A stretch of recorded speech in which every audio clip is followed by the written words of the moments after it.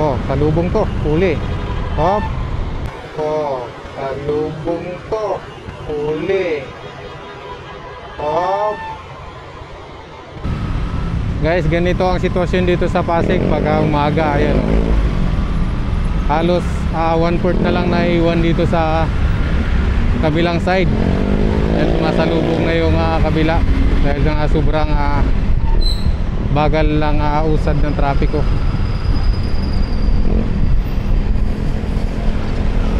Dito medyo maluwag na dahil medyo malayo na siya sa rotonda. So may rotonda kasi talagang doon, grabe ang dami ng sasakyan doon hanggang doon sa sa may Pasig Boulevard Extension papuntang C5. Dito kaya ay maluwag na dito mga idol, oh. Napakasarap bumiyay pag gaganito. Lalo pat wala namang araw, oh. Ay walang ulan. Maaraw ngayon ang araw. Hindi ko alam kung may bagyo na o low pressure area pa lang sa ibang lugar. Pero dito ngayon weather update dito sa Pasig. Ito naman ay napakaliwalas ng panahon ngayon. So expected natin ang daanan natin sa pinagbuhatan, napaka-traffic. Kaya iwas tayo doon. Dito tayo dadaan sa may rainforest. Sa may itong dinadaanan natin si si Raimundo, tapos kakanan tayo sa may Legazpi. Tapos kakanan na tayo sa maliit na Pladway.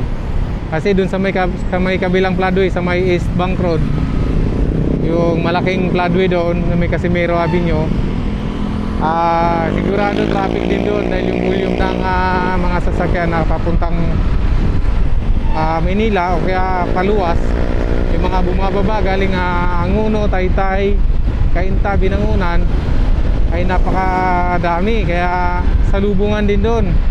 Kaya expected na rin doon na napakabagal na rin ang daloy ng trapiko doon. Kaya iwas na rin tayo doon. Sa may na lang tayo dadaan, sa may maliit na makipot. Kahit naman sa ganon kahit pa paano makakalusot tayo doon. Dahil ang dumadaan naman doon karamihan ay mga tricycle. At yun lang din ang mga nagpapabagal ng daloy ng trapiko. Sila yung mga pangunahing nagta-traffic doon, focus ng traffic. So makikita nyo mamaya pag nandun na tayo. Oh, salubong to, huli. Hop, lubong to, huli. Hop, lubong to, huli. Hop. Yung order, isa-isa lang ha. Hintayin lang ang order.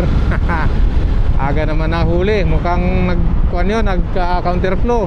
Kasi may nakalagay doon bawal mag-counterflow doon. May na nga may barrier na nga kaya dapat huwag nang pag may mga ganyan, huwag na ang sumalubong. Tsaka hindi pa naman gaano dito kasikip. So dito maluwag pa naman. So huwag na mag-counterflow. Pinagbibigyan naman nila ng magka-counterflow kapag maluwag, ay pagka masikip yung matraffic. Pero pagka ganito maluwag ay huli ka talaga dyan.